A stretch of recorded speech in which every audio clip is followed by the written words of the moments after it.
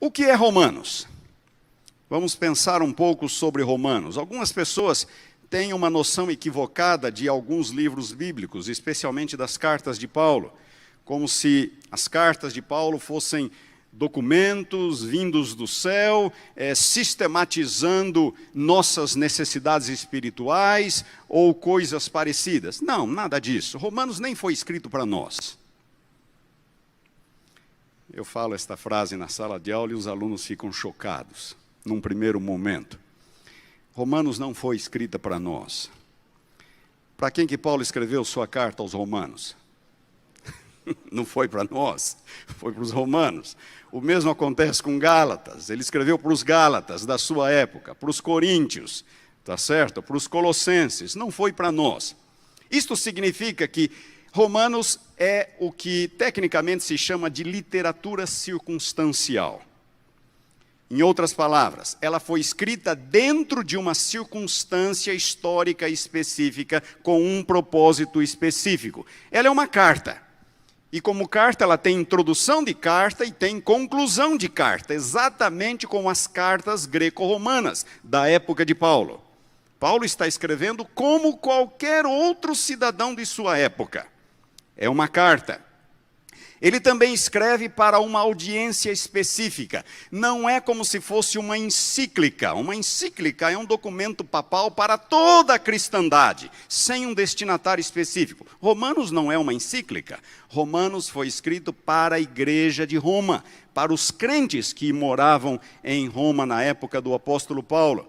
Aquela igreja em Roma, ou aquela comunidade em Roma, era uma comunidade mista, formada em parte por gentios. Quem eram gentios? Gentios eram todos aqueles que não eram judeus. Os gregos dividiam a humanidade em dois grandes grupos, eles mesmos e os bárbaros. Bárbaros eram todos aqueles que não eram gregos. Os judeus dividiam a humanidade em dois grandes grupos, eles mesmos e os gentios. Gentios eram todos aqueles que não eram judeus, que não seguiam a fé judaica. Não é tanto uma questão, para os judeus, não era tanto uma questão racial, mas, acima de tudo, uma questão religiosa. Gentio é todo aquele que não segue a religião judaica, porque um gentio poderia se converter ao judaísmo e ele seria tratado no judaísmo como um judeu. Portanto, gentio é todo aquele que não segue a religião judaica. Mas nós estamos falando ali de uma comunidade cristã, de uma igreja cristã. Esta comunidade cristã em Roma era mista, havia gentios, não judeus, e havia judeus, que Paulo faz referências específicas aos gentios, não há nenhuma dúvida, e no capítulo 16, Paulo cita vários judeus pelo nome, que eram membros da igreja de Roma. Outra coisa que é importante nós sabermos também, é que a palavra igreja no Novo Testamento nunca se refere a um edifício. Então, a igreja de Roma, ou a igreja em Roma, não é um edifício na cidade de Roma, é a comunidade de crentes. O termo igreja é a comunidade de crentes. E esta comunidade de crentes existia em diversas congregações. Todas estas várias congregações formavam a igreja em Roma. Quando vamos para o capítulo 16, Paulo faz referência a Áquila e Priscila, e ele diz, e a igreja que se reúne na casa deles, e os irmãos que congregavam na casa deles. E ele continua no capítulo 16, versículos 5, Áquila e Priscila, versículos 11, 14, 15, fazendo referências a pequenas congregações que existiam na igreja de Roma. Só um parênteses aqui. Durante 300 anos, a igreja cristã só existiu em pequenas congregações. De acordo com evidências arqueológicas e históricas, estas congregações tinham uma média de 50 a 60 membros. Não é conhecida nenhuma congregação que tenha tido uma capacidade superior a 70 ou 75 membros. Nenhuma. Elas eram congregações pequenas. Geralmente a casa ou as casas dos irmãos, que começaram a ser usadas como congregações. As grandes igrejas, deixa eu falar bem baixinho aqui agora, as grandes igrejas é um fenômeno do 4º século em diante, do período que nós conhecemos como apostasia da igreja. Constantino foi o primeiro a fazer a primeira basílica do cristianismo, exatamente a Basílica São João Laterano, aquela que eu falei, onde o Papa é o bispo. Foi a primeira grande basílica com capacidade para mais de 3.000 pessoas. A reforma resolveu muita coisa, mas não rompeu com as grandes congregações. A Igreja Adventista acrescentou reforma à obra da reforma, mas não rompeu com grandes congregações. E aqui estamos nós numa grande congregação, onde cada sábado a maioria das pessoas não passam de telespectadores ou de assistentes. Infelizmente é assim. Voltemos a Roma. A igreja de Roma é uma comunidade mista de gentios e judeus em várias pequenas congregações espalhadas pela cidade, geralmente nas zonas residenciais, nas casas dos irmãos. A epístola de Paulo aos Romanos foi escrita num contexto específico, numa situação histórica específica e com um propósito específico. Qual era este propósito? Existe alguma divergência entre os estudiosos quanto ao porquê Paulo escreveu sua carta aos Romanos. Alguns dizem porque ele estava planejando uma missão na Espanha. Eu já vou explicar um pouco mais em detalhes essa questão. Então, Paulo escreve aos Romanos, capítulo 15, versículos 18 a 24, ele diz que ele planeja visitá-los quando a caminho da Espanha. Quando a caminho da Espanha, ele planejava fazer uma pausa em Roma. Então, algumas pessoas dizem, ele está escrevendo aos romanos para preparar a logística para a sua missão na Espanha. Outros dizem que Paulo escreveu sua carta para responder a alguns ataques pessoais, ataques ao evangelho que ele pregava. Outros, entre os quais eu me incluo, Paulo escreveu por causa de divisões na igreja. Como eu disse, eu acredito nisto. Em Romanos capítulo 14, até o capítulo 15, versículo 13, ele discute demoradamente este problema da divisão na igreja. E ele nomeia dois grupos, os dois grupos opostos. São os fortes e os fracos. Os fortes são os gentios, os fracos são os judeus. Por que fracos? Porque eles eram mais inclinados ao legalismo. Só por isso, não faça isso, não toque naquilo, não coma isso, não faça isso, é pecado. Os fracos, os judeus, por causa de sua bagagem, de sua herança um pouco mais cerimonial, voltada para práticas cerimoniais e assim por diante.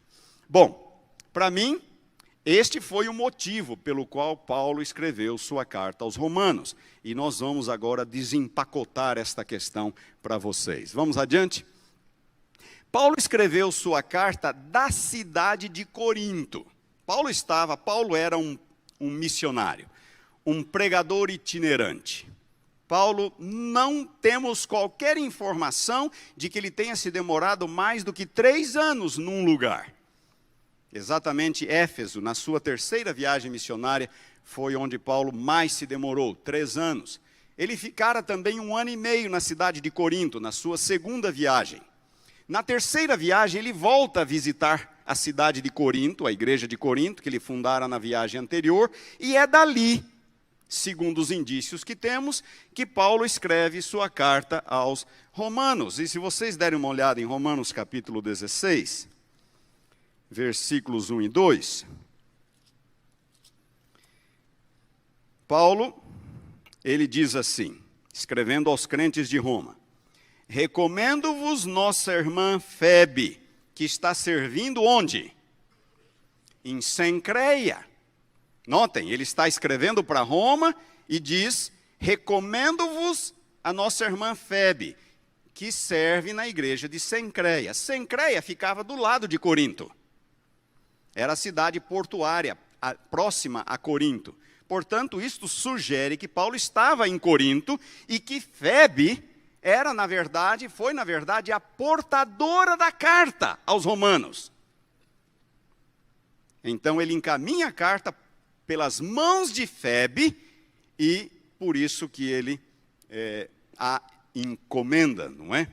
Recomendo-vos, a irmã Febe, para que a recebais no Senhor, como convém aos santos, e a ajudeis em tudo que de vós vier a precisar. Aqui nós temos um mapa das 3 viagens missionárias de Paulo. Se vocês...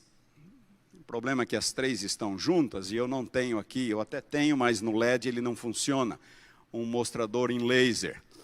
Mas a primeira viagem é aquela viagem alaranjada. Vocês conseguem ver um alaranjado ali? Todas as viagens, Paulo sai lá daquele canto noroeste do mar Mediterrâneo, porque era a cidade de Antioquia. Jerusalém ficava aqui embaixo. Paulo sai em todas as suas viagens da cidade de Antioquia. Aquela parte maior que aparece ali é a moderna Turquia. Depois vem a Grécia, depois vem a Itália. Então aquela é a moderna Turquia.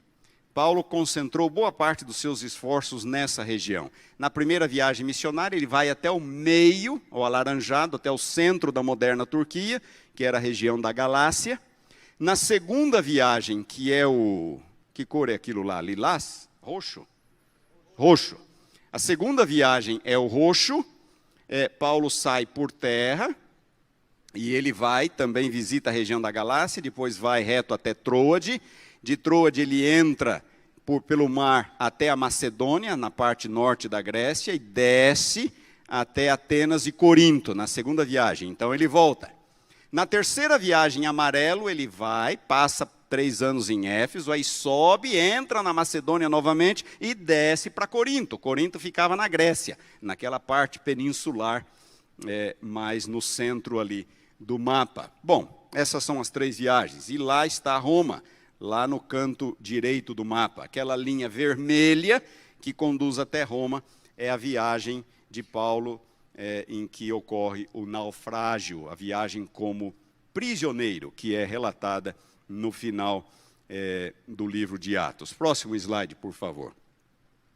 Vamos passando essas informações. Então, Paulo estivera em Corinto na sua segunda e na terceira viagens missionárias.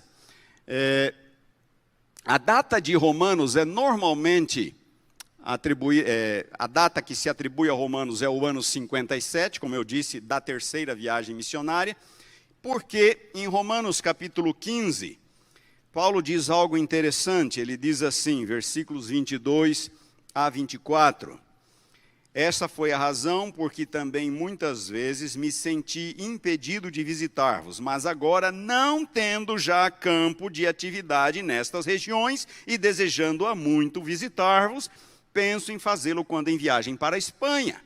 Portanto, Paulo já considerava o seu evangelismo nessas regiões concluído, e ele está planejando uma próxima viagem. Portanto, isso só pode ter sido na terceira, sua última, e agora ele está planejando uma quarta, até a Espanha. Viagem esta que nunca acontece por causa da sua prisão em Jerusalém. Versículos 25 a 27, ele também faz referência a uma coleta, aquela coleta que ele organiza em várias igrejas, tanto na Galácia quanto na Macedônia, Corinto, para levar aos pobres de Jerusalém. E de acordo com o livro de Atos, de acordo com 2 Coríntios, que foi escrito durante a terceira viagem, foi durante a terceira viagem que Paulo organiza esta coleta. Então, todos os indícios apontam para Corinto, como local, de onde Paulo escreveu Romanos, no ano 57, na parte final da sua terceira viagem missionária. Próximo slide, por favor. Cristianismo em Roma. A fundação da igreja de Roma é um dos maiores mistérios da antiguidade cristã. Não temos nenhuma informação sobre quem evangelizou Roma. Não foi Paulo. Muito menos Pedro, segundo a tradição católica, que foi o primeiro bispo de Roma. Definitivamente não foi Pedro. Paulo não conhecia Roma quando escreveu a sua carta. Ele diz ali que ele há muito desejava conhecê-los. Romanos capítulo 15, versículo 20, diz que Paulo não havia ido a Roma ainda, porque ele não edificava sobre fundamento alheio. Isso mostra claramente que não fora ele quem lançar os fundamentos do cristianismo em Roma. Quem pode ter fundado a igreja de Roma? No dia de Pentecostes, Atos capítulo 2, versículo 5 diz: ora, estavam habitando em Jerusalém judeus, homens piedosos de todas as nações debaixo do sol. E nos versículos 9 a 11, Atos 2, 9 a 11, aparece a lista destes vários lugares. Eles eram cretenses, arábios e etc, etc, etc. E a lista termina no versículo 10 dizendo: e romanos que aqui residem, judeus, provenientes de Roma, que agora moravam em Jerusalém, e se converteram no dia de Pentecostes. Acontece que pouco tempo depois do Pentecostes, o que acontece em Jerusalém? Uma perseguição. E todos, a maioria dos conversos no dia de Pentecostes, tiveram que fugir. Para onde eles fugiram? Supostamente para os seus locais de origem. Será que não seriam então estes romanos, judeus romanos, convertidos no Pentecoste, que então, por ocasião da perseguição de Paulo, levaram o evangelho a Roma? Pode ter sido. Existem algumas ideias de que teria sido Áquila e Priscila. É uma bela conjectura, não temos qualquer método qualquer forma de provar ou desprovar essa teoria. Próximo slide, por favor. Aí está a antiga cidade de Roma, reconstituída ou reconstruída com base nas ruínas existentes hoje. Ali está o Coliseu Romano, bem do lado do Fórum Romano, que era o coração da antiga Roma. Logo abaixo do Coliseu estava a colina do Palatino, que é onde ficavam os palácios dos Césares, e assim por diante. Aqui o Circo Máximo, logo aqui no canto à esquerda. Muito disso ainda pode ser visto hoje em Roma. Claro que está tudo em ruínas, não é? Essa reconstituição deve ser do início do segundo século ou do segundo século, porque o Coliseu foi construído no final do primeiro século. Próximo slide. Uma grande cidade. Roma era a maior cidade do império, mais de 1 milhão de habitantes. A segunda maior cidade do império era Alexandria, no Egito, perto de 1 milhão de habitantes, e depois vinham outras. Muito bem, por que Paulo escreveu a Roma? Ele não conhecia a igreja. Não conhecia a igreja. Mas havia um problema. Eu já falei do problema entre judeus e gentios, do qual Paulo trata nos capítulos 14 e 15 de Romanos. 14:1 até 15:13. Na verdade, e agora nós estamos chegando no coração do problema. E eu vou precisar da atenção de vocês. Eu chamo de problema gentílico. Esse problema gentílico tinha que ver com a controvérsia que houve na igreja apostólica com relação ao status dos gentios convertidos à fé cristã. O problema todo girava em torno da circuncisão. E eu quero que vocês prestem bem atenção. Eu já disse que um gentio poderia se convertesse ao judaísmo, ele passaria a ser considerado um judeu. O que um gentio precisava fazer para se converter ao judaísmo? 3 coisas: circuncisão, um batismo ritual, cerimonial, e um sacrifício no templo em Jerusalém. Destas 3 coisas, a circuncisão era a mais importante, imprescindível. A circuncisão. Por quê? Porque Deus estabeleceu uma aliança com Abraão e estabeleceu a circuncisão como sinal da aliança. Então, para os judeus, só é membro do concerto abraâmico aquele que passa pela circuncisão. É claro que apenas os homens, a circuncisão só se aplicava aos homens, uma vez que a sociedade da época era representativa ou patriarcal. O marido se circuncidando, então a família estava automaticamente, era recebida no concerto, na aliança. Então os judeus, notem, os judeus,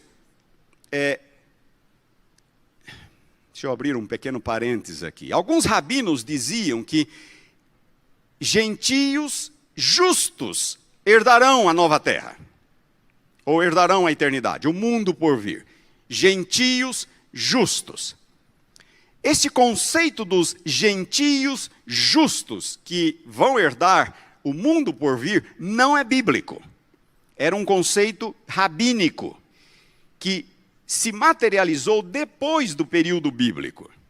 Na época do Novo Testamento, a grande maioria dos judeus só via uma solução para os gentios, para um não-judeu. E esta solução era conversão. Se um gentio não se converte ao judaísmo, ele está perdido. Ele não tem vez no mundo por vir. E como é que ele se convertia? Circuncisão. Um batismo e um sacrifício no templo. Mas destes, o mais importante era a circuncisão. Agora pensem um pouco. O cristianismo nasceu onde? Na Judéia, ou em Israel, entre os judeus. E os primeiros cristãos eram todos de origem judaica, e eles se viam a si mesmos como judeus. Os primeiros cristãos se viam a si mesmos como judeus. Eles não se viam a si mesmos como pertencentes a uma outra fé. A fé cristã. Não! Eles se viam a si mesmos como judeus. Para eles, Jesus era o Messias de Israel, e eles, aceitando a Jesus como Messias, eles eram verdadeiros israelitas. É fácil de entender isso, não? Esse conceito. Eles se viam a si mesmos como judeus. Para eles, portanto, a fé cristã nada mais era do que a fé judaica na sua essência. Judaísmo na sua essência. Todos os apóstolos se viam a si mesmos como bons judeus, mesmo depois, anos depois da ascensão de Jesus.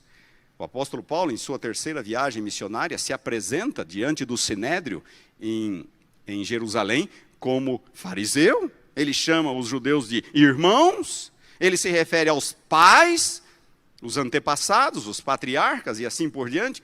Eles se viam a si mesmos como judeus. Nada mais diferente disto, judeus. E agora notem, quando gentios começam a aceitar a Jesus como Salvador, na cabeça de um judeu, esse gentio precisava o quê? Circuncisão. Por quê? Como é que pode? Um gentio se tornando judeu, se convertendo ao judaísmo, para eles cristianismo, né? Mas para eles era judaísmo. Um gentio se convertendo ao judaísmo sem circuncisão? Não. De forma nenhuma. Isto não pode. Era a mentalidade da época. Não pode. Este era o problema gentílico. E este foi o primeiro grande desafio da igreja cristã.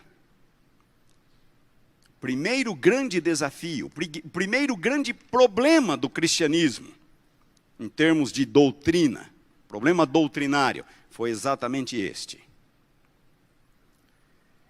Havia os judaizantes. Quem eram os judaizantes? Os judaizantes era aquela ala radical da igreja, que dizia de forma nenhuma, se um gentio não se circuncidar, ele não vai ser salvo. Não vai ser salvo. E assim que Paulo começou as suas viagens missionárias e começou a converter, a batizar gentios, Paulo não circuncidava esses gentios.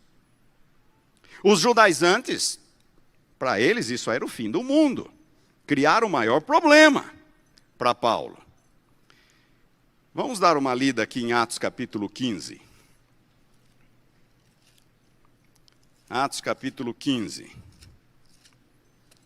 Deem uma olhada aqui.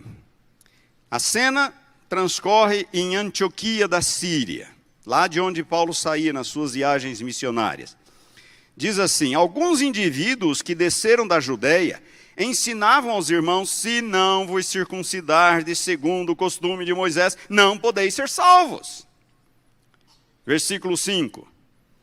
Insurgiram-se, entretanto, alguns da seita dos fariseus que haviam crido, dizendo: é necessário circuncidá-los e determinar-lhes que observem a lei de Moisés, os gentios.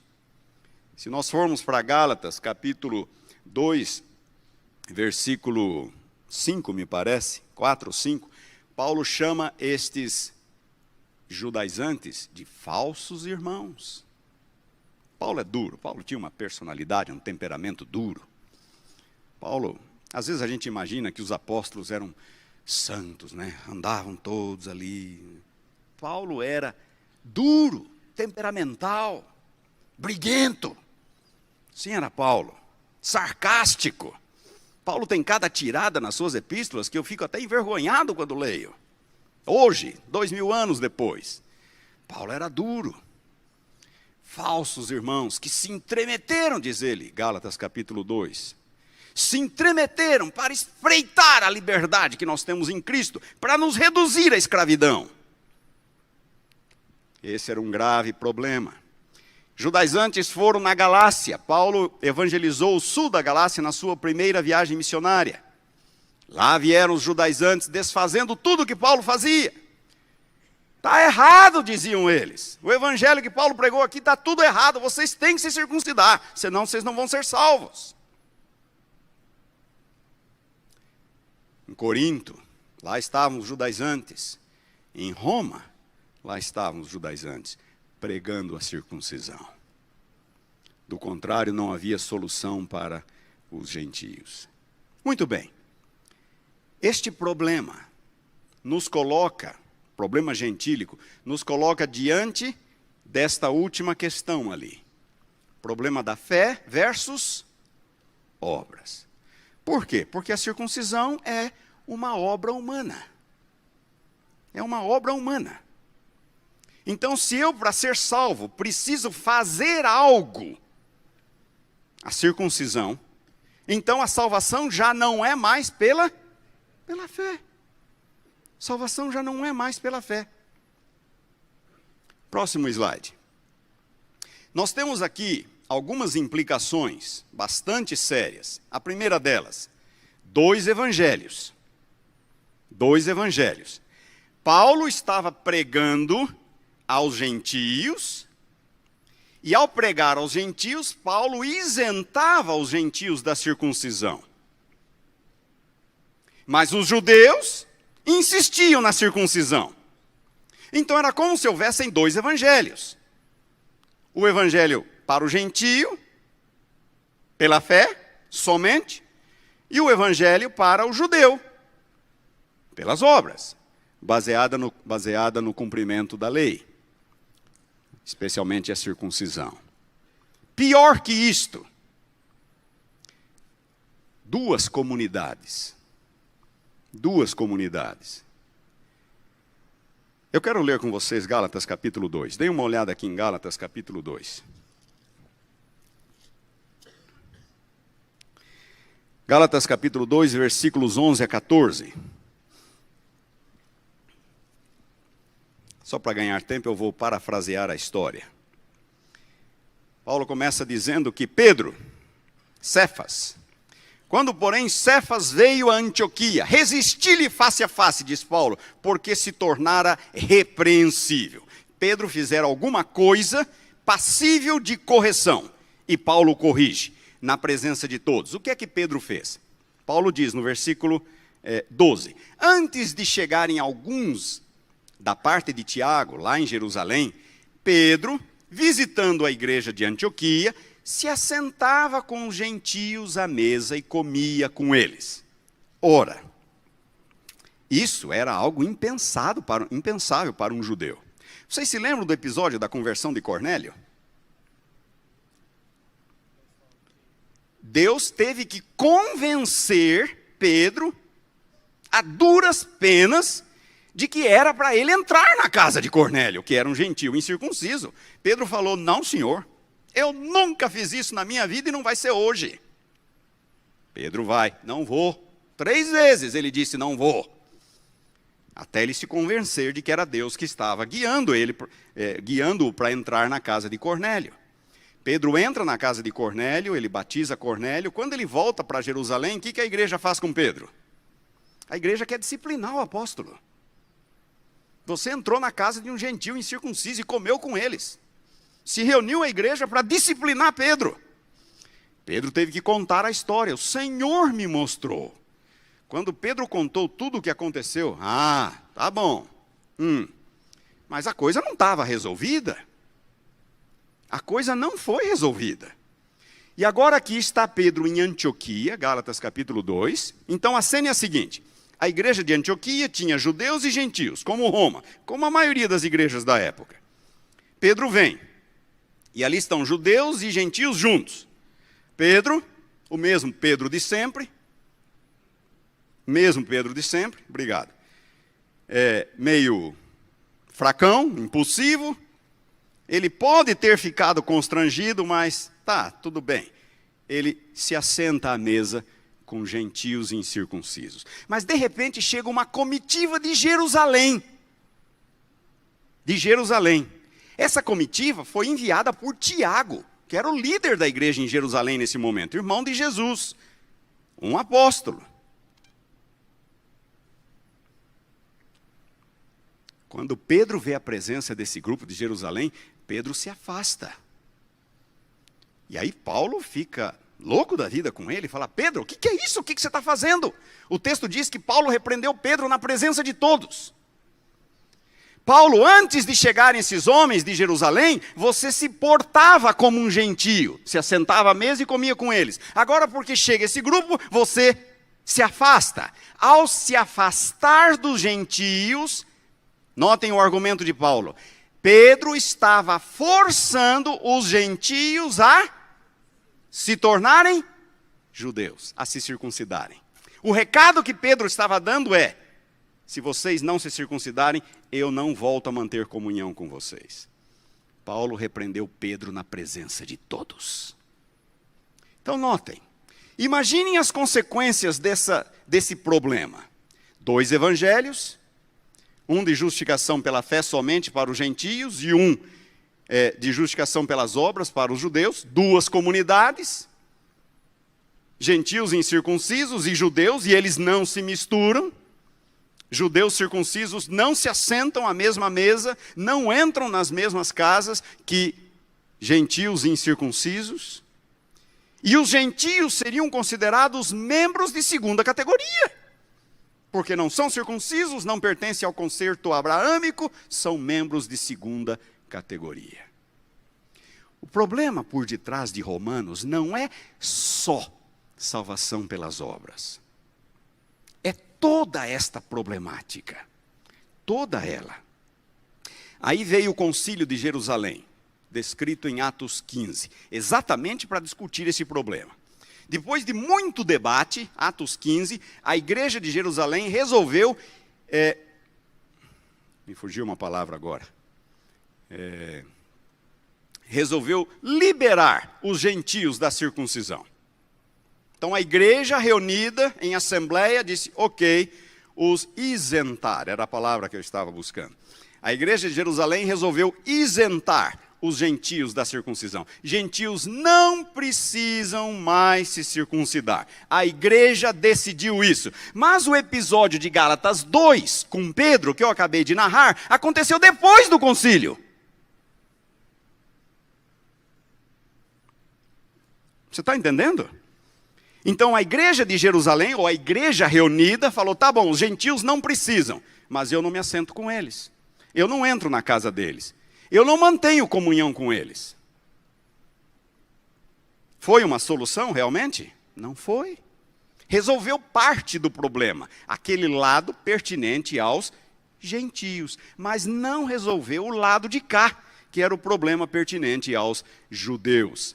Os judeus continuaram a praticar a circuncisão, os judeus continuaram a guardar a lei, achando que a lei era necessária para a salvação. E assim nós teríamos 2 grupos, 2 evangelhos e 2 comunidades. O concílio de Jerusalém ocorreu no ano 49, depois da primeira viagem de Paulo.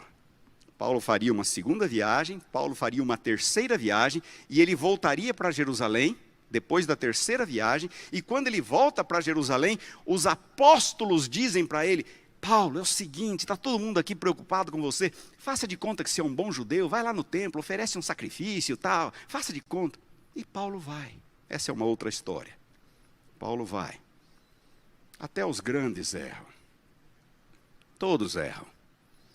O Sr. White, descrevendo o assunto, diz um ato de covardia da parte de Paulo. Mas o ponto aqui que eu quero destacar é outro. A igreja de Jerusalém continuava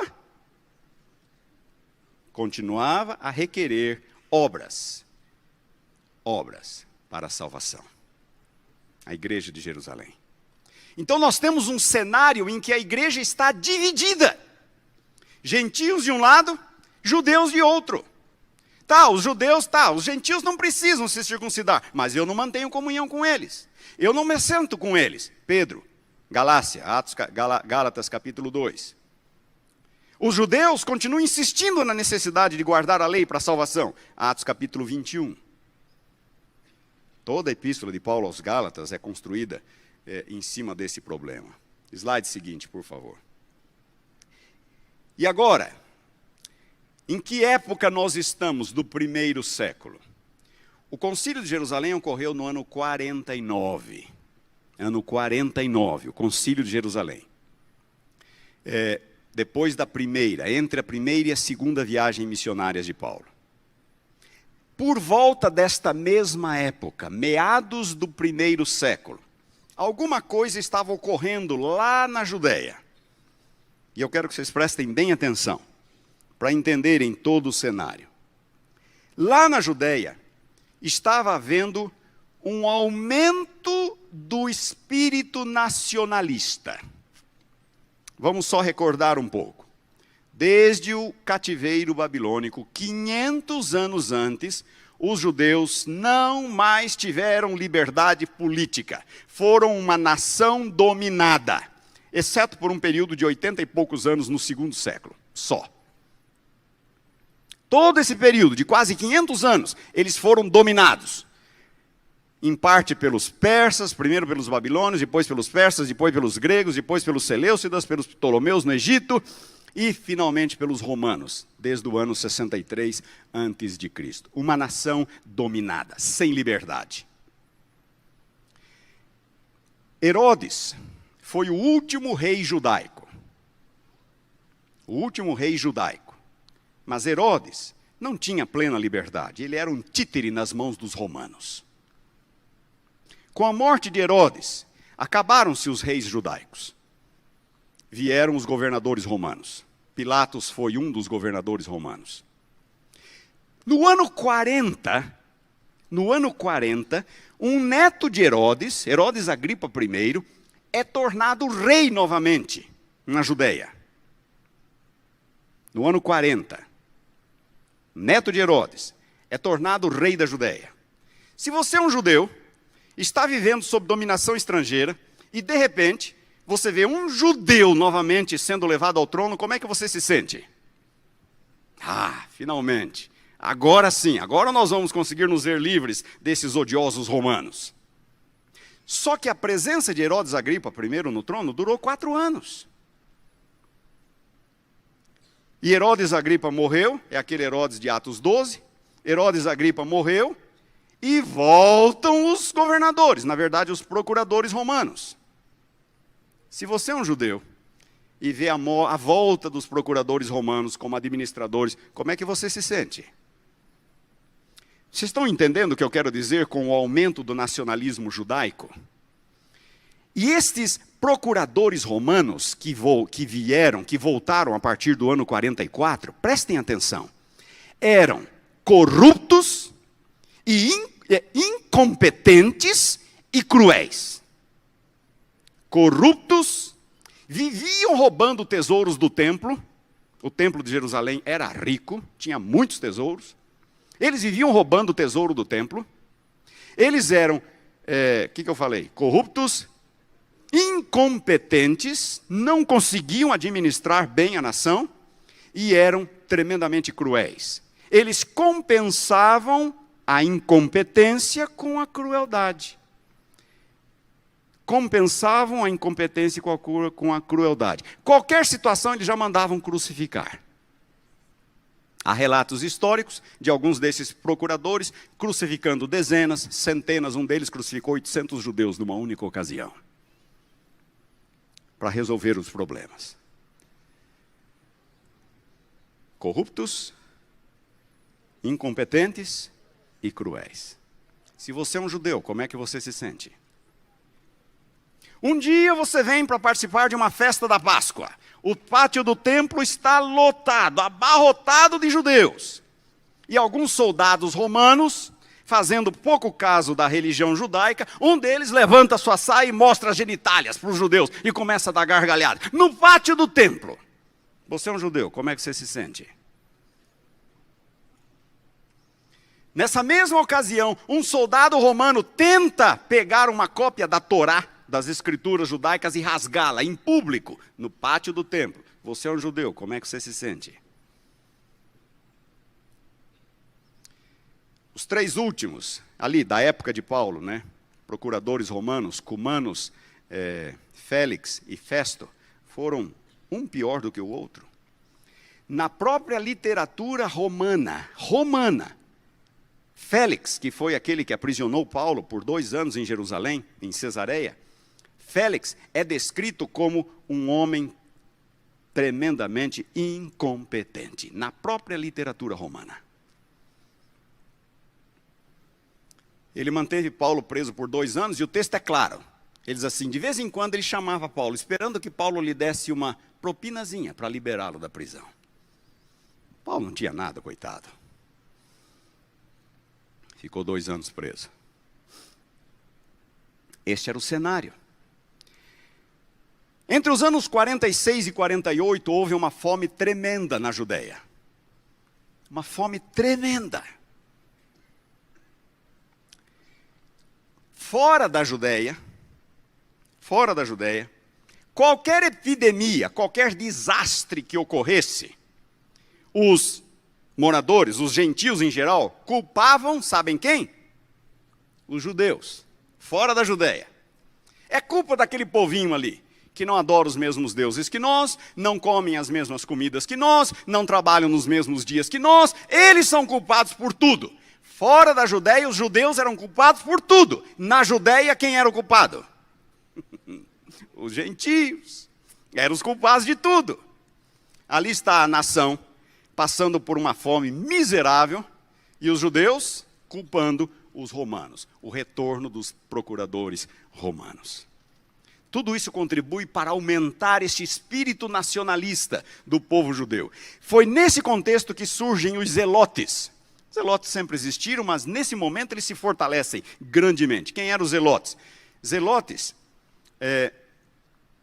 se nós fôssemos usar uma palavra da língua portuguesa para descrevê-los, seriam zelosos. Eram judeus fanáticos, radicais, tremendamente zelosos da sua fé, dispostos a tudo, inclusive a luta armada, se necessário, para liberar a nação das mãos dos romanos. Então, por conta do retorno dos procuradores, da fome, e os zelotes se fortalecem. Os zelotes se fortalecem. Dentre o grupo dos zelotes havia os sicários. A palavra sicário vem do latim sica, que é punhal. Os sicários eram um grupo específico de judeus, de zelotes, que carregavam punhais pequenos. E eles assassinavam judeus simpatizantes dos romanos, que viviam ali, partilhavam das benesses do império. E eles tinham uma técnica, eles eram bons nisso. Estava todo mundo reunido, de repente um judeu aparecia morto no chão, sangrando. Era obra de um sicário. Ninguém via. No ano 49, o imperador Cláudio foi um bom imperador. Cláudio reinou do ano 41 ao ano 54. Foi um dos melhores imperadores de Roma. Mas, no ano 49, Cláudio resolveu expulsar todos os judeus de Roma. Houve uma confusão na cidade envolvendo judeus e Cláudio expulsou todos os judeus de Roma. Isso é descrito em Atos capítulo 15 e é descrito também em Atos 15, não. 17. É descrito em Atos 17 e é descrito também na literatura secular. Suetônio, um biógrafo de Cláudio, narra este mesmo episódio que é descrito em Atos 17. Se você é um judeu, tem a sua nação dominada por romanos, e vê os seus conterrâneos sendo expulsos de Roma, havia milhares de judeus em Roma, todos eles tiveram que deixar a cidade, inclusive Áquila e Priscila, e Paulo se encontra com os dois em Corinto. Atos 17. Se você é um judeu, como é que você se sente? Vocês percebem como as coisas estão ficando tremendamente complicadas neste momento? É o espírito nacionalista. E agora prestem bem atenção. Prestem bem atenção. Meados do 1º século. Os zelotes, a obra de revolta dos zelotes chega a tal ponto que os romanos destacam uma legião inteira para resolver o problema na Judéia, a 10ª legião do exército romano. E eles marcham sobre a Judéia e destroem Jerusalém no ano 70. Esse espírito nacionalista culmina com a destruição de Jerusalém do ano 70. Só para vocês verem que a coisa realmente foi séria. Bom, volta o slide anterior, por favor.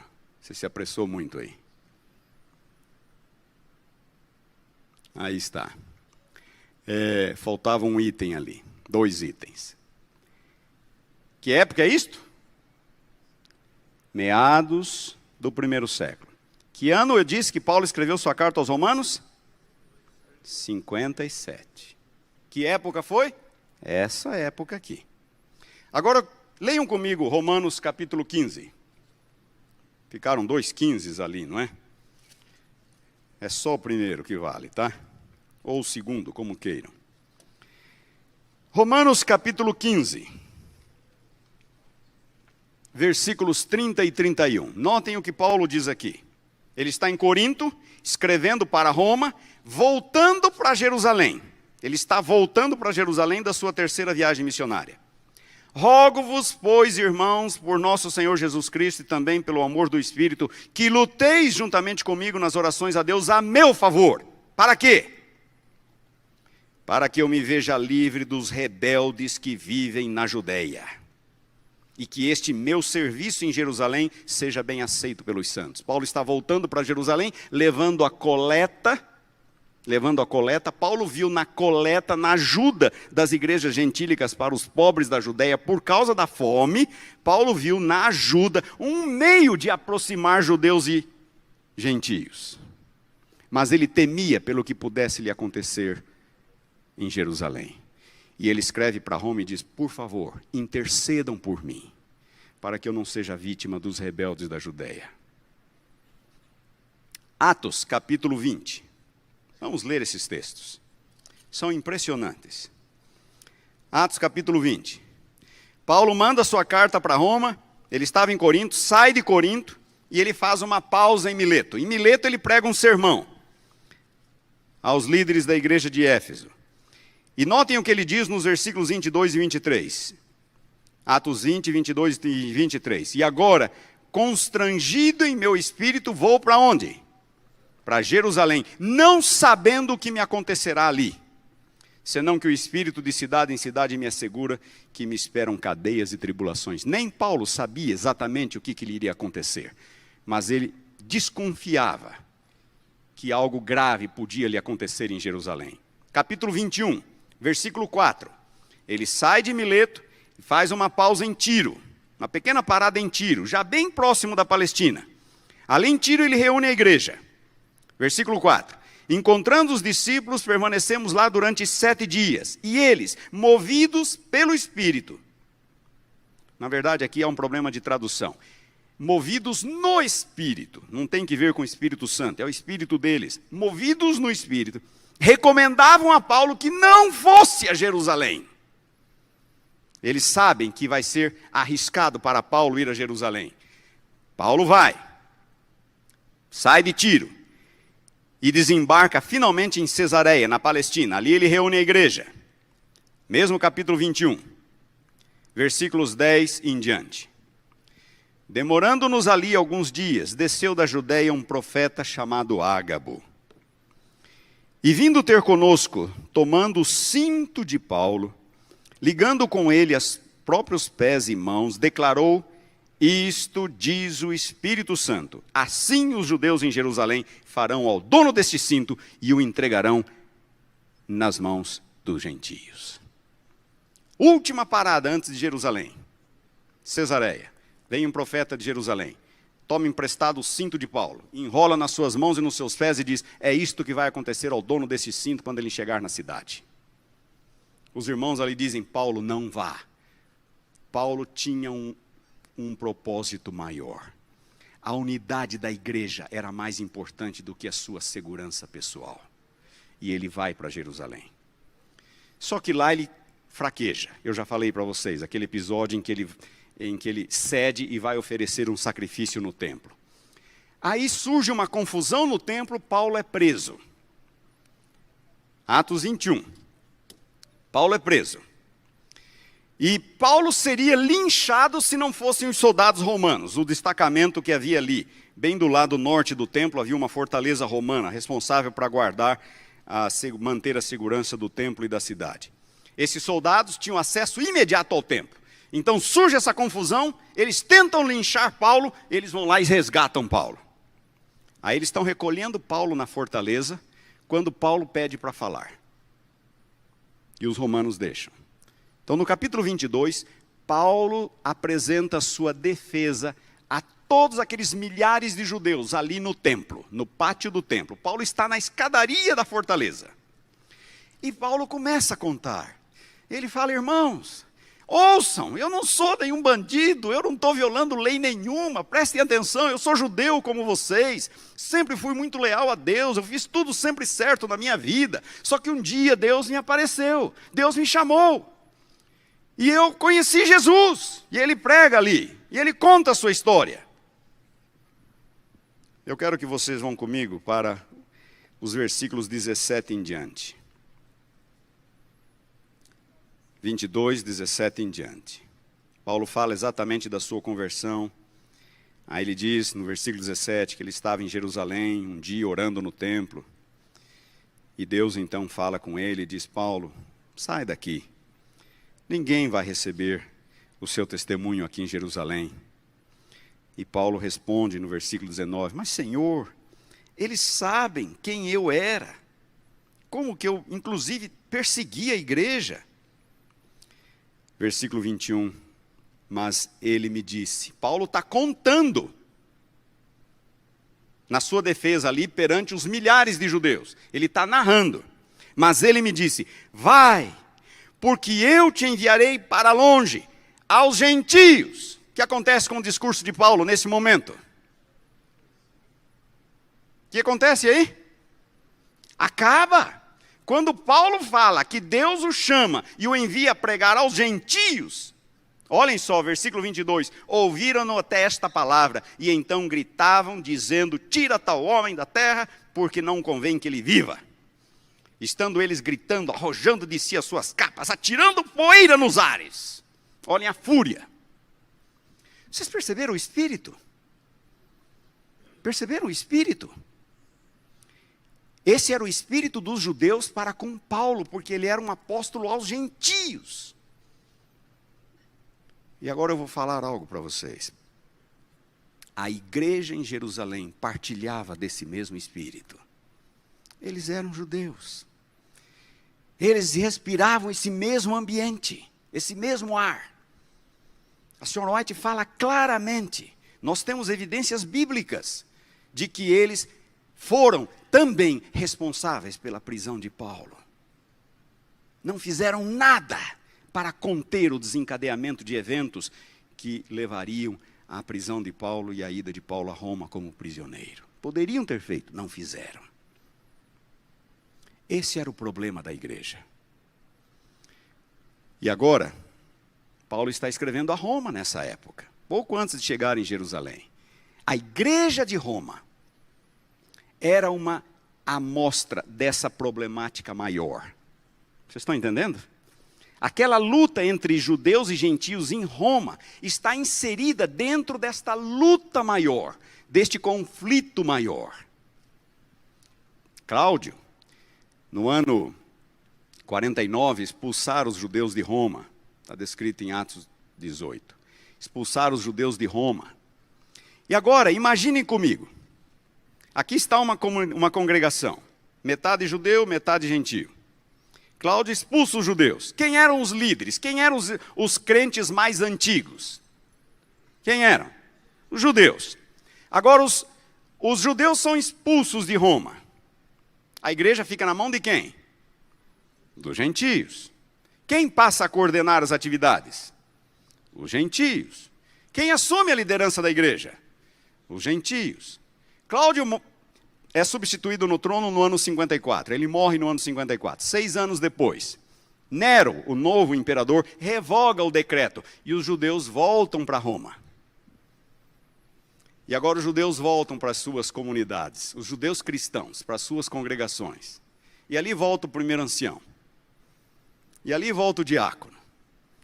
E ele percebe que tem outro no lugar.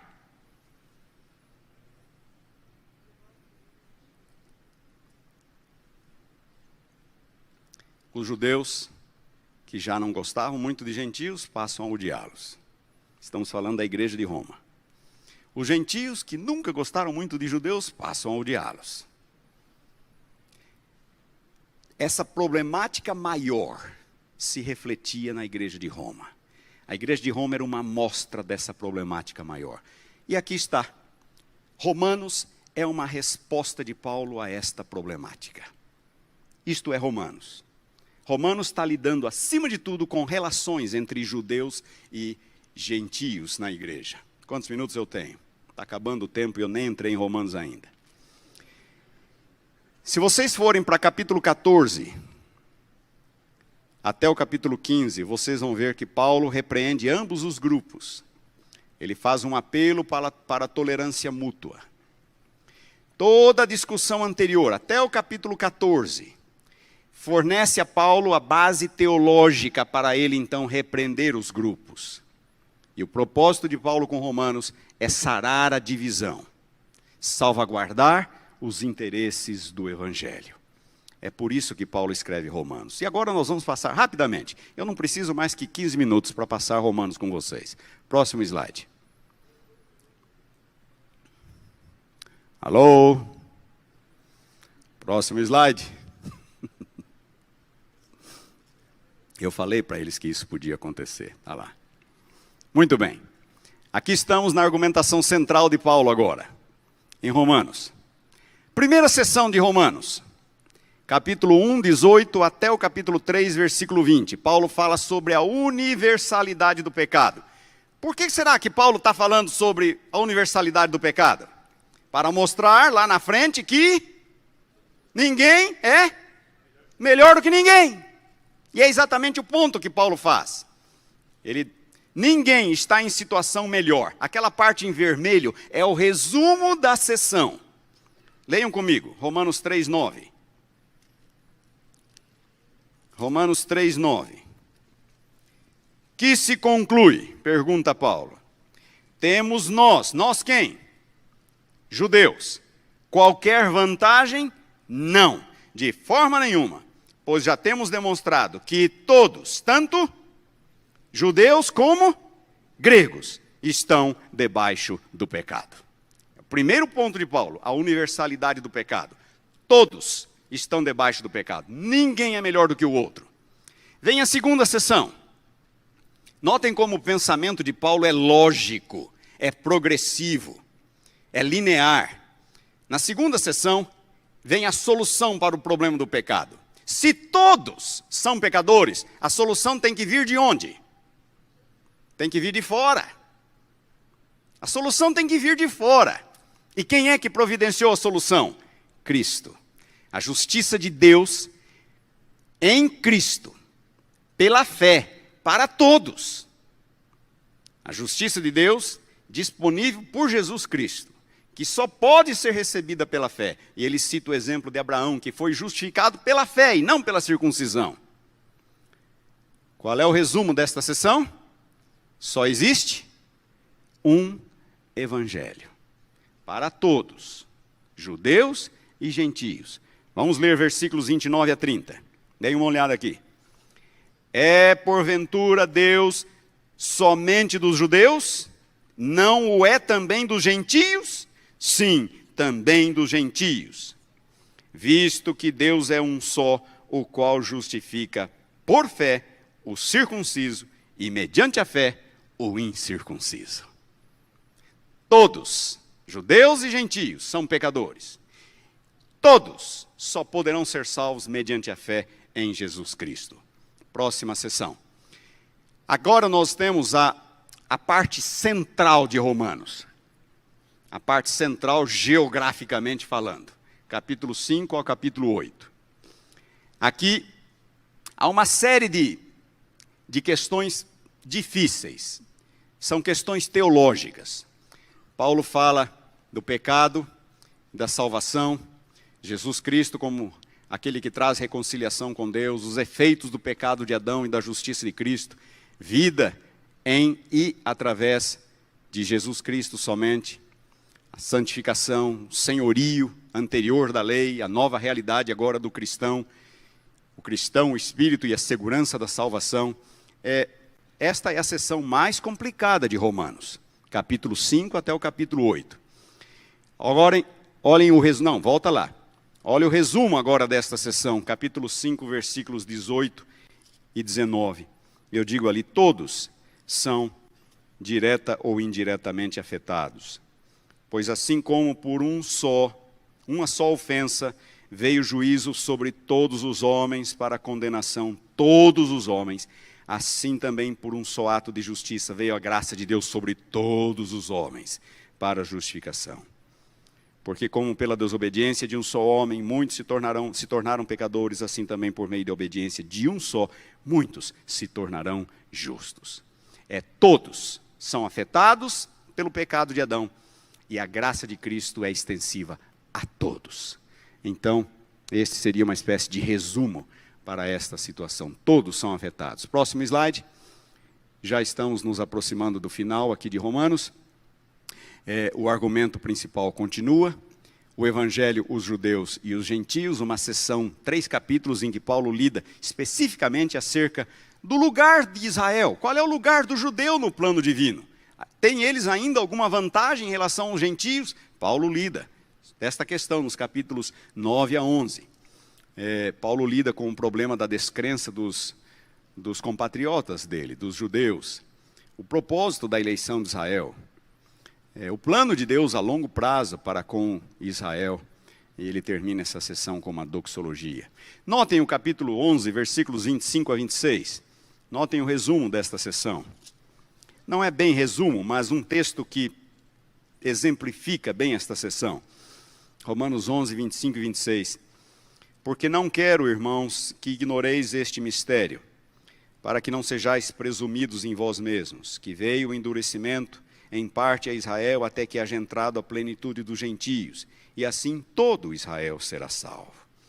Então Paulo está almejando a salvação de todos, da plenitude dos gentios e da plenitude de Israel.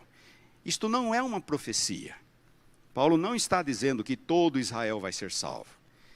Se nós olharmos bem o capítulo, ele está expressando o seu desejo de que um dia todo Israel possa ser salvo.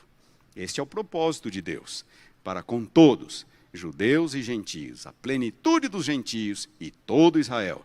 E então, na parte final do Evangelho, Paulo entra em algumas questões bem práticas do Evangelho. Capítulos 12 a 15. Como viver no mundo, como viver em relação uns com os outros, e aquela sessão específica, que é a última sessão mais doutrinária do Evangelho, prático-doutrinária, a tolerância mútua entre judeus e gentios na igreja. Dêem uma olhada, capítulo 15, versículos 7 e 9. Capítulo 15, versículos 7 e 9. Portanto, acolhei-vos uns aos outros. Quem são esses uns aos outros? Judeus e gentios. Acolhei-vos uns aos outros, como também Cristo nos acolheu para a glória de Deus. Digo, pois, que Cristo foi constituído ministro da circuncisão em prol da verdade de Deus, para confirmar as promessas feitas aos nossos pais, para que os gentios glorifiquem a Deus por causa da sua misericórdia. Então, Paulo termina fazendo um apelo para que judeus e gentios vivam em paz, harmoniosamente, uns com os outros. Chegamos ao final desta parte. Eu ainda tinha mais uns 10 slides pela frente, mas eu vou parar aqui. Eu vou apenas chamar a atenção de vocês para um versículo na introdução da epístola. Eu pulei esse versículo, eu comecei com Romanos 1,18. Vamos dar uma olhada, Romanos 1,16 e 17. É parte da introdução da epístola ainda.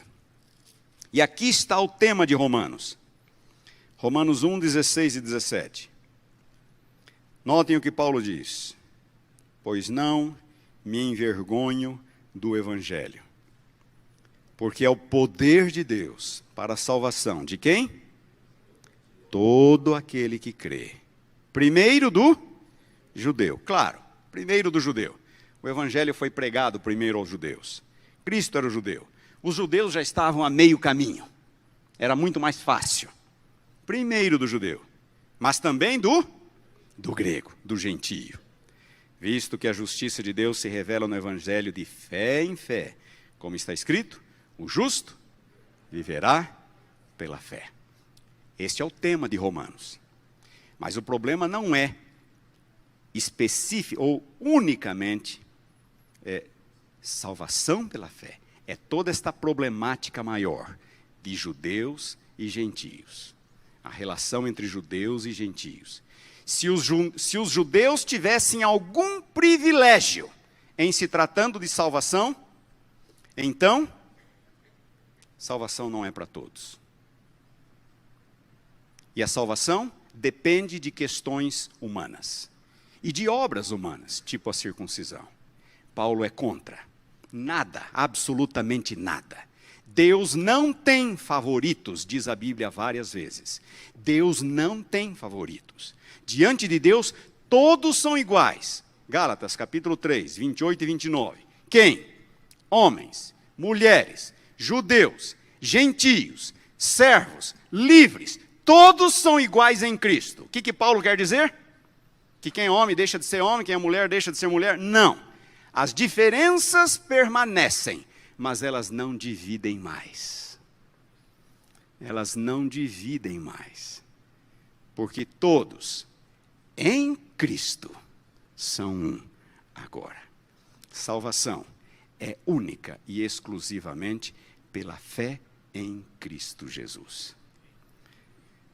Obrigado pela atenção de vocês. Eu ainda teria muito o que dizer, mas eu entendo que isto já foi um resumão assim de Romanos.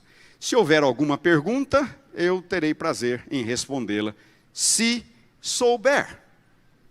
Se tiver a resposta. Chega um próximo, aqui está o microfone, levante a mão que o microfone é levado até você.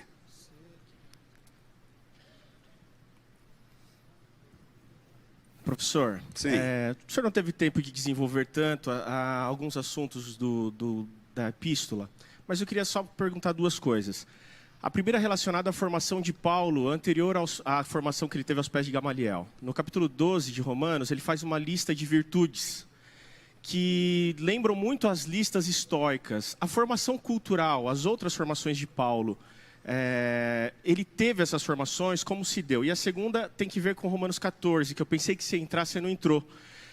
O concílio de Atos 15 tinha liberado a circuncisão, mas não tinha liberado a carne sacrificada aos ídolos. E Paulo adotou a tolerância. Esse princípio pode ser aplicado hoje? Como nós podemos administrar esse princípio da tolerância, como Paulo fez? Ou só ele tinha essa autonomia? Vamos lá, um passo de cada vez, não é? A formação cultural de Paulo. Paulo recebeu uma formação rabínica aos pés de Gamaliel, ele diz isso claramente em Atos, em 2 lugares diferentes. Ele diz que ele estudou em Jerusalém aos pés de Gamaliel. Mas quando nós estudamos as epístolas de Paulo, nós percebemos claramente que Paulo tinha conhecimento de pelo menos 3 áreas do conhecimento secular. Eram eles: filosofia, retórica e direito. O estudo das epístolas de Paulo revela isto. Paulo citava, a todo momento ele está citando filósofos, escritores judeus. Paulo mostra conhecimento da filosofia estoica. Algumas listas de virtude de Paulo, não só Romanos, mas também Filipenses e outras, são quase idênticas a listas encontradas na literatura estoica. Os estoicos eram pessoas altamente virtuosas. Altamente virtuosas. Além disso, Paulo revela conhecimento do direito romano. Paulo, no seu julgamento lá em Cesareia, ele é o seu próprio advogado. E ele sabe explorar nuances da lei romana, do direito romano, em benefício próprio, para defender a sua própria causa. Paulo trabalha com um conceito de justificação, que é um conceito extraído do contexto jurídico romano. Contexto de justificação. É a metáfora favorita de Paulo para a salvação. Então, Paulo tinha conhecimento de conhecimento secular. Onde é que Paulo nascera? Tarso. Tarso era uma cidade universitária. Tarso era uma cidade universitária. Agora, Paulo diz que ele foi criado em Jerusalém e foi educado aos pés de Gamaliel. Interessante que Paulo não conhecia Jesus em carne. Uma sugestão muito provável é de que Paulo tenha terminado sua formação rabínica, ao redor dos 18, 20 anos de idade, que era quando terminava a formação rabínica, e então ele tenha saído de Jerusalém para receber sua educação secular, possivelmente em Tarso, porque ele era de Tarso. Exatamente no período em que Jesus ministra. E então, 3 ou 4 anos depois, Paulo volta, e aí Jesus já não está mais. Porque logo em seguida, no contexto de Estevão, Paulo está ali, Paulo aparece no contexto de Estevão. Então, nós temos um período, um lapso ali de poucos anos, 3, 4 anos, 4 anos aproximadamente, que pode ter sido o período em que Paulo esteve em Tarso recebendo sua educação secular. Paulo falava o grego, Paulo escrevia em grego, portanto, ele era uma pessoa formada na ciência secular. Tudo isto contribuiu muito para fazer de Paulo o maior dos apóstolos. Tudo isto. Sua segunda pergunta, qual era mesmo? A tolerância, a questão das carnes sacrificadas. Tá. O concílio de Jerusalém, naquela decisão referente àqueles 4 itens ali, que eles deveriam se abster carnes sacrificadas aos ídolos, do sangue, da carne de animais sufocados e das relações sexuais ilícitas. Aquilo ali, na verdade, é uma reflexão sobre as leis para os estrangeiros, que nós encontramos em Levítico capítulo 17 e 18. Lá no antigo Israel, um não-judeu que quisesse morar em Israel, poderia, sem ser judeu, desde que ele renunciasse ao paganismo. Então, Levítico 17 e 18 vem a estipulação do que ele precisa fazer para renunciar ao paganismo. Os pagãos, em geral, eram politeístas, adoravam ídolos, eles eram imorais, porque havia muitos rituais sagrados envolvendo prostituição, e eles comiam de tudo. Sangue, cobra, lagarto, comiam de tudo. Deus falou para Israel, vocês vão ser diferentes dos outros. Vocês não vão comer o que os outros comem. Vocês não vão viver como os outros vivem. Vocês vão ser diferentes. O concílio de Atos 15 determinou o seguinte, todo gentio que quiser ser cristão, ele primeiro tem que renunciar ao paganismo. Então, o decreto apostólico de Atos 15, ele pode ser resumido numa expressão apenas, a renúncia do paganismo. Em outras palavras, não é para batizar ninguém fedendo cigarro ou fedendo pinga. Tá? Se quer ser cristão, primeiro ele vai renunciar ao paganismo, depois ele vai ser admitido na igreja. Agora, o apóstolo Paulo, num outro contexto, em que paganismo não estava necessariamente envolvido para um crente em particular, Paulo diz assim, não é problema, essa carne foi sacrificada ao ídolo, depois ela é vendida no açougue, você não está participando da idolatria, você pode comer, se você quiser. Mas aí Paulo está descontextualizando o consumo dessa carne da prática do paganismo. O concílio de Jerusalém falou do consumo dessa carne no contexto do paganismo. Então, pode parecer um conflito, na verdade são 2 contextos diferentes. O concílio está pensando no consumo da carne no contexto do paganismo. Paulo está pensando no consumo da carne fora do contexto do paganismo. Por isso Paulo libera. Professor, onde é? Levante a mão. Ali. Sim. Pensando no contexto evangelístico, seria muito simplista, porque a gente estuda e tal, para também falar para os outros e tudo mais. Seria muito simplista ou seria apropriado ajudar a pessoa a ver que a questão da lei em Romanos se prende, se não exclusivamente, mas bem basicamente, né, na estrutura, na questão da circuncisão? Seria bom ajudar as pessoas a entender isso? Não é só isso. Não é só isso, porque Paulo deixa bem claro, em Gálatas, capítulo 6, que aquele cristão que se deixa circuncidar, na verdade ele está obrigado a guardar toda a lei. Por quê? Porque a partir do momento que ele se deixa circuncidar, ele abre mão de Cristo.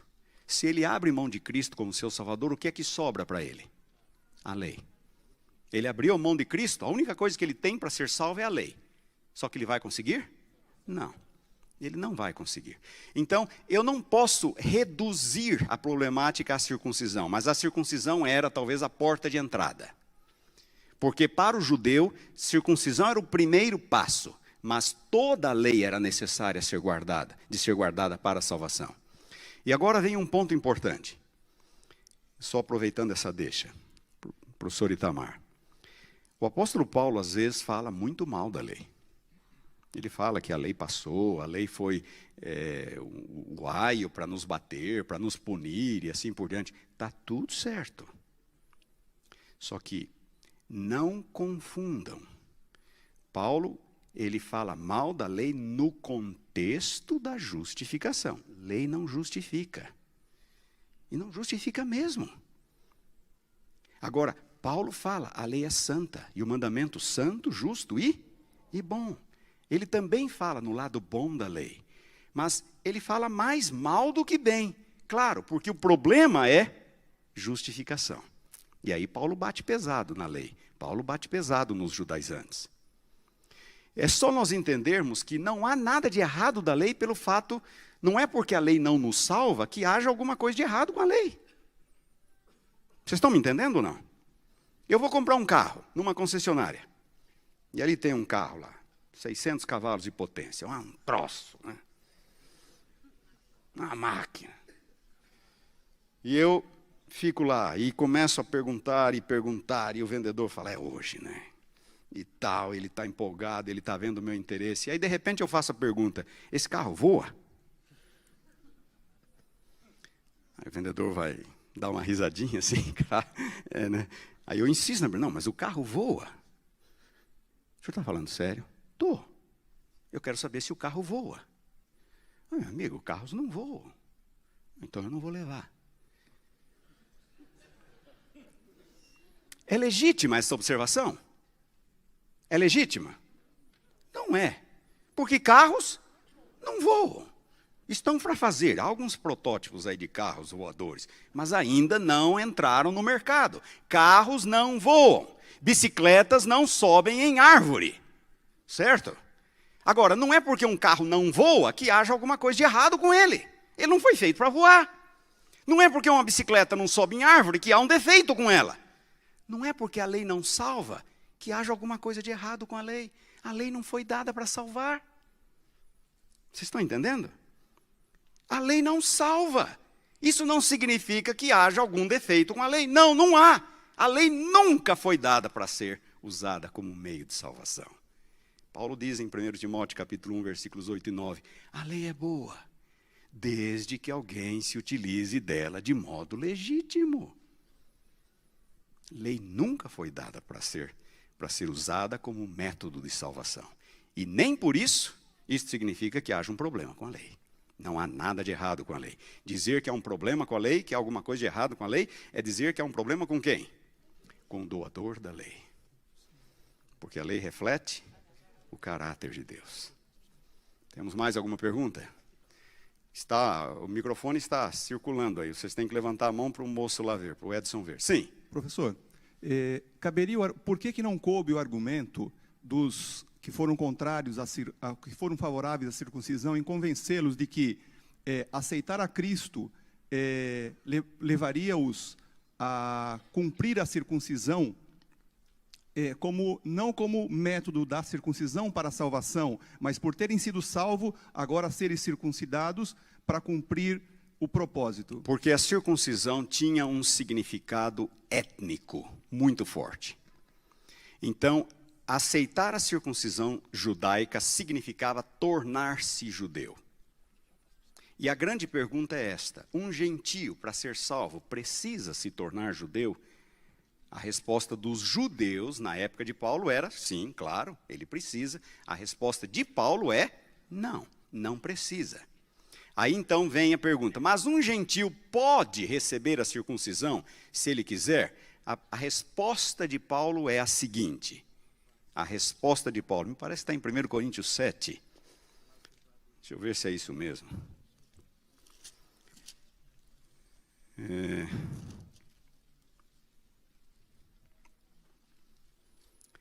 Há uma passagem em 1 Coríntios 7, mas não é essa passagem.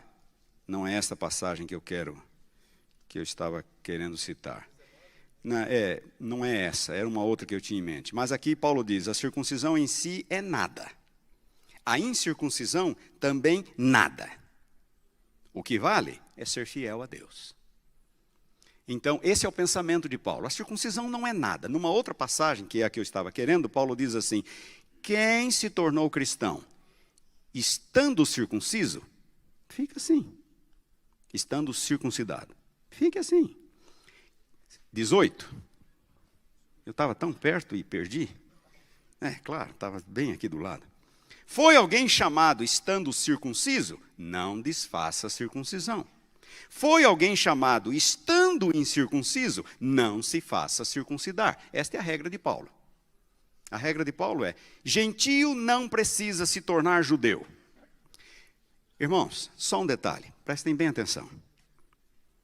No primeiro século, no começo, a maioria da igreja era de judeus. E quando os gentios começavam a vir, eles estavam dizendo: eles precisam se tornar judeus. O argumento vale do outro lado também. Durante a história da igreja cristã, a igreja tentou converter judeus à força e forçar judeus a comer carne de porco e coisa parecida. Da mesma forma como um gentio não precisa se tornar um judeu para ser cristão, um judeu não precisa se tornar ou deixar de ser um judeu para ser cristão.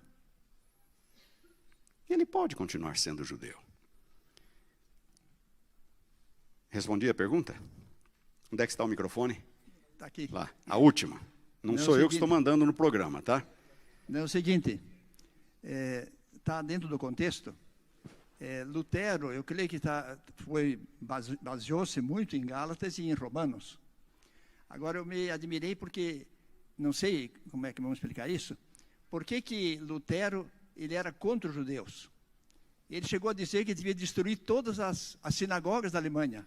Pastor, será que ele não entendia o contexto da Epístola de Romanos? Lutero era antissemita, isso é um fato.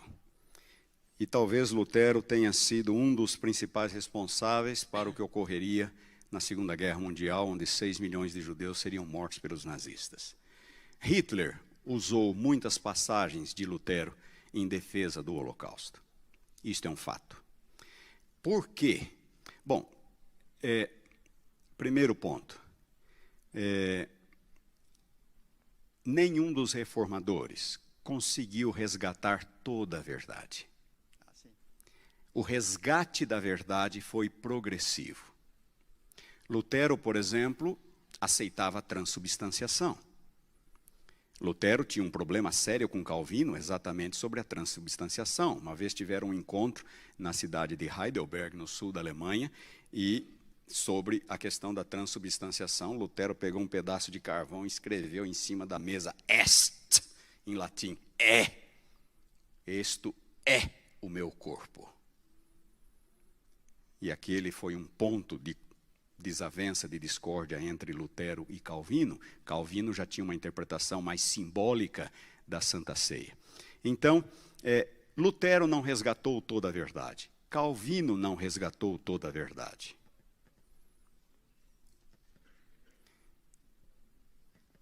Mais tarde viria João Armínio, que resgataria verdades que Calvino não resgatou. Depois viria John Wesley, que resgataria verdades que João Armínio não resgatou. E a verdade continua vindo. Nós estamos nessa linha, como adventistas. Nós estamos nessa linha. Então, foi um problema? Foi, mas eu até acho que é compreensível isso. Talvez ele não conseguia, Lutero não aceitava o sábado, por exemplo. Ele não aceitava o sábado.